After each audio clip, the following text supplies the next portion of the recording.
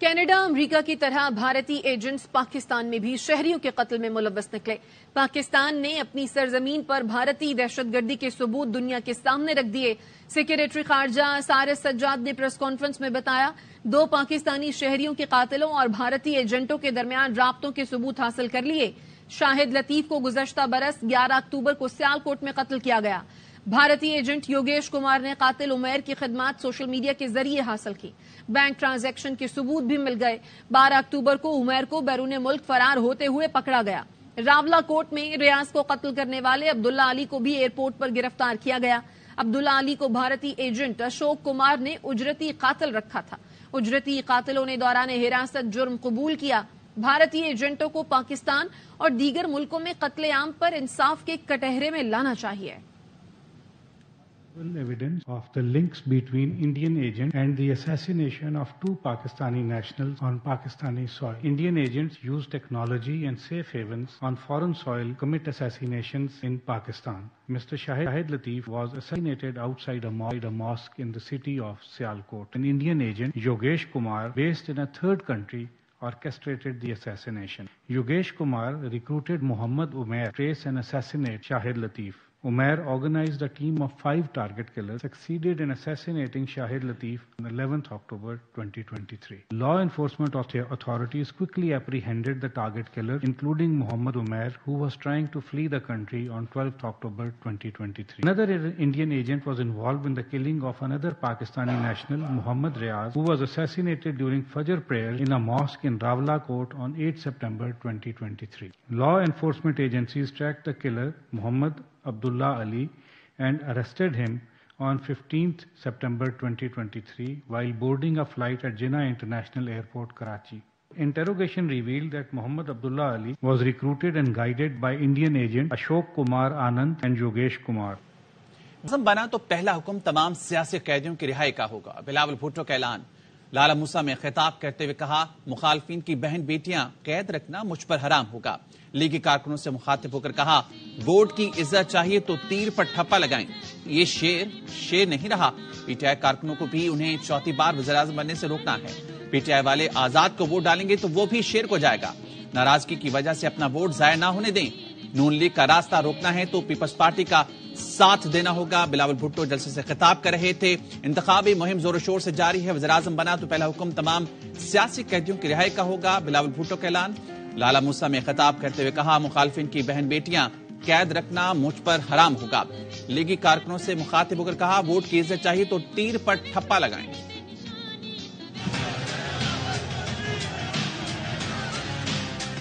کوئی تو وجہ ہے کہ شیر شکار کے لیے نہیں نکلتا بلکہ وہ کہتا ہے سب تیار ہو تو پھر بادشاہ باہر آ جائے گا۔ پہلے آپ نے ان کو اتنا خوف زیادہ دیکھا ہے۔ اگر آپ نے نون لیگ کا راستہ روکنا ہے 8 فروری کو تیر پر تھپا لگائے۔ 9 فروری کو میں خود اس کا ٹکٹ کا بندوبست کروں گا۔ ایون فیلڈ اپارٹمنٹس پہ لندن پہ یہ واپس چلا جائے گا۔ سمجھتے ہیں کہ یہ سب سے ہوشیار راجہ ریاض کے ساتھ مکمکہ کر کے اپنا ہی انترم حکومت بنا دیا۔ خان صاحب کو اپنی غلطیوں کی وجہ سے نشان نہیں رہا۔ یہ ان کا غلط فہمی ہے کہ وہ تو الیکشن جیت چکے ہیں۔ اگر پنجاب کے عوام جاگ جائے تو یہ بندہ تو وزیر اعظم نہیں بنتا۔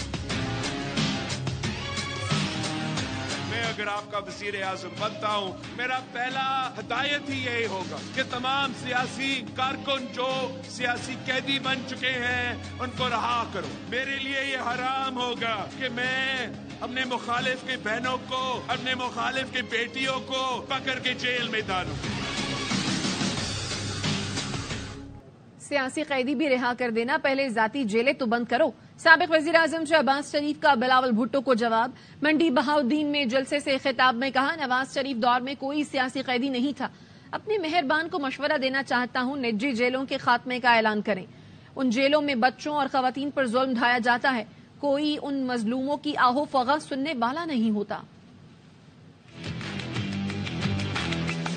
چند دن پہلے میرے ایک مہربان نے کہا اگر ہمیں حکومت ملی تو تمام سیاسی قیدیوں کو رہا کر دیں گے۔ ان کو بتانا چاہتا ہوں کہ نواز شریف کے دور میں کوئی سیاسی قیدی نہیں تھا، یہ ہمارا ریکارڈ ہے۔ میں اپنے مہربان کو مشورہ دینا چاہتا ہوں برادرانہ، جو ذاتی جیلیں ہیں ان کے خاتمے کا بھی وہ اعلان کریں۔ جہاں پر بچوں اور بچیوں کو ظلم اور تشدد ہوتا ہے، تھانے دار چپ ہوتا ہے، اے سی خاموش ہوتا ہے، کوئی پوچھنے والا نہیں ہوتا، آؤ بقا ہوتی ہے۔ ایک شخص پنجاب آ کر کہتا ہے نواز شریف نے اب تک منشور نہیں دیا، انہیں نہیں پتا پنجاب نواز شریف پر تنقید نہیں سنتا۔ 15 سال حکمرانی کرنے والی جماعت کے پاس بتانے کو 15 منصوبے بھی نہیں۔ مریم نواز کے بلاول بھٹو کا نام لیے بغیر لفظی وار، کہا 3 بار کی آتی ادھوری حکومتیں ملنے کے باوجود نواز شریف کے 1500 منصوبے گنوا سکتے ہیں۔ جس صوبے میں مسلم لیگ کو مینڈیٹ نہیں ملا وہاں بھی چپے چپے پر نواز شریف کے نشان موجود ہیں۔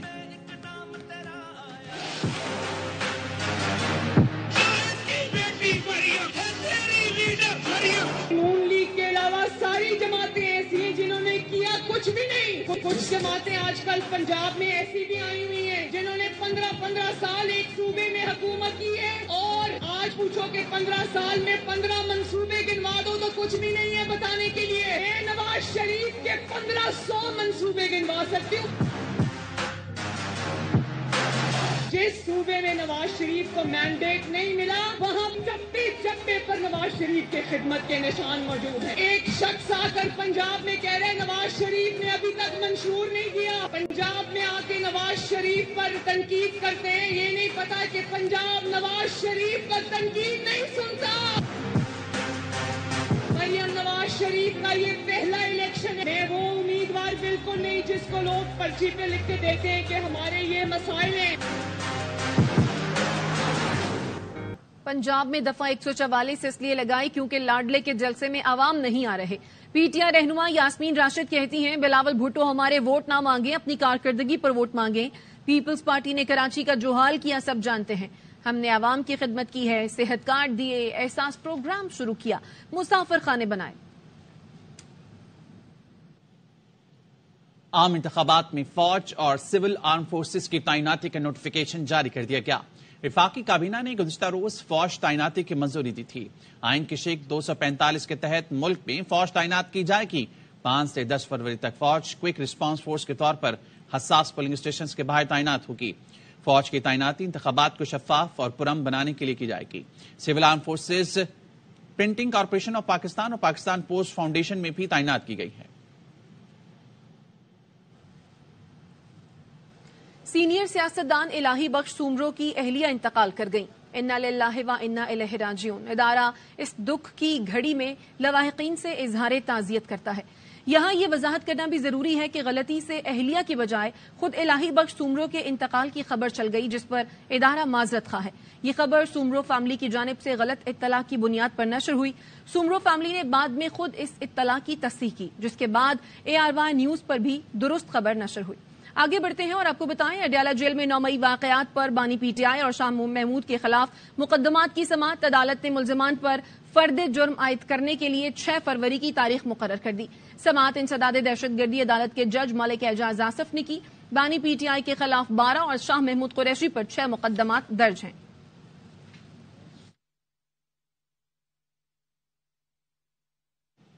چودھری شجاعت حسین کے بیٹے چودھری صالح کہتے ہیں گھر کا تالا ٹوٹا، نہ کوئی توڑ پھوڑ ہوئی، پولیس بھی نہیں آئی، بس عورت کارڈ کھیلنے کی کوشش ہو رہی ہے تاکہ مظلوم بنا جائے۔ ہم بقا کی جنگ لڑ رہے ہیں۔ والد نے پرویز لاہی کو یہ نہیں کہا پی ٹی آئی چھوڑ دیں تو جیل سے باہر آ جائیں گے۔ پرویز لاہی یہ خود نہیں کہہ رہے، وہ کسی اور کی سیاست کے لیے یہ وقت دیکھ رہے ہیں۔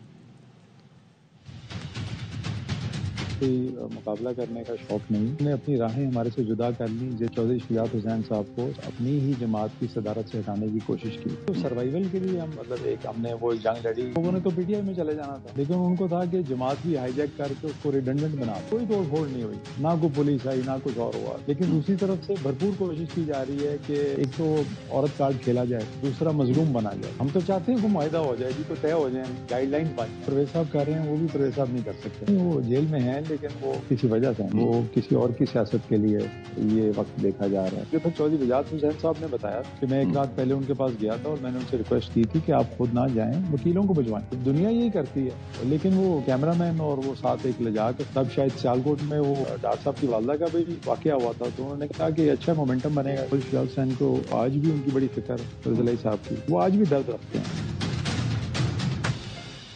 मुल्क में आम इंतखाबात से कबल प्रिंटिंग प्रेस का कारोबार चमक उठा। कराची में भी प्रिंटिंग प्रेस दिन रात काम कर रहे हैं। अमले को सर खुजाने की फुर्सत नहीं।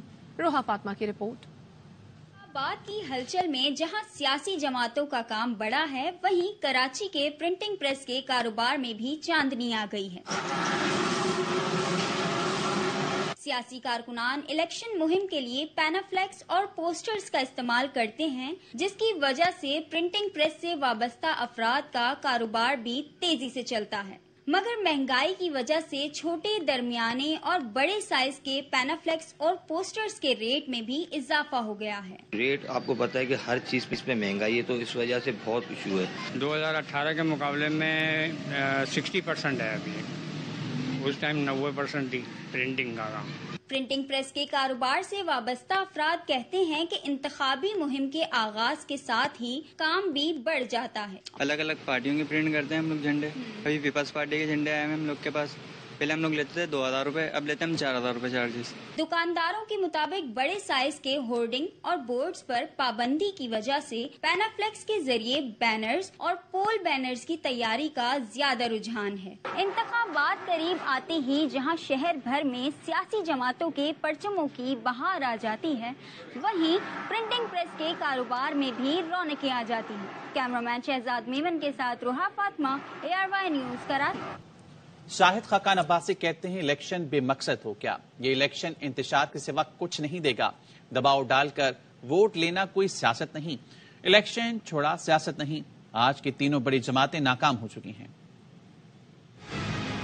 इलेक्शन छोड़ा सियासत नहीं छोड़ी। ये एक बेमकसद इलेक्शन बन गया है। इलेक्शन मुल्क को इंतशार के अलावा कुछ नहीं देगा। दबाव से वोट लेना ये कोई सियासत नहीं है। आज ये चीफ इलेक्शन कमिश्नर की जिम्मेदारी है, चीफ जस्टिस की जिम्मेदारी है, वज़ीर-ए-आज़म की जिम्मेदारी है इस इलेक्शन को गैर मुतनाज़ा बनाए। आज 2 हफ्ते रह गए, आज भी कैंपेन नजर आती है। आप किसी शख्स से बाहर सवाल कर लें, हर शख्स सबसे पहला सवाल ये करेगा इलेक्शन हो रहे। जो आज 3 बड़ी जमातें हैं ये नाकाम हो चुकी। तमाम के मसाइल हल इनके पास नहीं। सिर्फ ये कहना कि वो चोर है, ये खा गया है, ये लूट गया है, ये सियासत नहीं है। पूरे वसूख से कहता हूँ हल किसी के पास नहीं है। जब तक ये इकट्ठे नहीं बैठेंगे, अगर सिर्फ इक़्तिदार की तलाश में रहेंगे, 1 दिन रहे 5 साल रहे, कुछ नहीं कर सकेगी जमात। इस माहौल में नहीं बनती। तो जमात बनेगी तो अपनी सियासत का फैसला जो है ये इलेक्शन के बाद करेगी। एक साजिश के तहत मुल्क की मईशत को तबाह किया गया। मौलाना फजलुर रहमान ने मुल्तान में कहा, मईशत को अब कोई ठीक नहीं कर सकता। कुछ सियासी कायदीन दावा करते थे कि 6 महीने में मईशत ठीक कर देंगे, लेकिन वो भी न कर सके। कोई सियासी पार्टी जानते बूझते मुल्क को नुकसान नहीं पहुंचा सकती। मंसूबे के साथ हमारी मईशत को गिराया गया। मुल्क माशी लिहाज से इस हद तक गिर चुका है। जब कोई आएगा तो उठाएगा, तो उठा नहीं सकेगा। हमारे कुछ सियासी रहनुमा स्टेज पे खड़े होकर बड़े दावे करते थे, अगर हम आए 6 महीने के अंदर हम मुल्क की मईशत को ठीक कर देंगे। अगर अमन व अमान की नेमत हासिल करने के लिए पाकिस्तान के बेगुनाह शहरियों के जान माल की हिफाजत के लिए दर दर फिर रहा है कि वो आपका खादिम फजलुर रहमान। कराची में पाक बहरिया की मश्क सीज पाक 2024 की इफ्तिताही तकरीब मुनक्किद की गई। Chief of the naval staff admiral Naveed Ashraf मेहमान खुसूसी थे। शुरका को मश्क के अगराज व मकासद और हिकमत अमली पर ब्रीफिंग दी गई। आयुष बिया ने बताया, सीज पाक का मकसद पाक बहरिया की जंगी हिकमत अमली का तनकीदी जायजा लेना है। मश्क में पाक बहरिया के साथ PMSA, स्पेशल फोर्सेस और पाक मैरीन्स भी शामिल। पाक आर्मी और पाकिस्तान एयरफोर्स के एहलकार भी ज्वाइंट ऑपरेशंस में हिस्सा लेंगे। तकरीब में विफाकी वजारतों के नुमाइंदों और मुसल्लह अफवाज के अफसरान की बड़ी तादाद में शिरकत। मुल्क के बेशतर इलाकों में मौसम शदीद सर्द और मतला जुज़वी अबर आलूद है। इस्लामाबाद, पंजाब, खैबर पख्तूनख्वा और बालाई सिंध के मैदानी इलाके शदीद धुंध की लपेट में रहेंगे। महकमा मौसमियात ने शहरियों को इंतहाई मोहतात रहने की हिदायत कर दी। धुंध और दर्जा हरारत मुसलसल कम रहने से मौसम शदीद सर्द रहेगा। कश्मीर, गिलगित बल्तिस्तान और बालाई खैबर पख्तूनख्वा में चंद मकामात पर रात को हल्की बारिश और पहाड़ों पर हल्की बर्फबारी हो सकती है। अब तक के लिए इतना ही। मज़ीद खबरों के लिए विजिट कीजिए ARYnews.tv और देखते रहिए ARY News।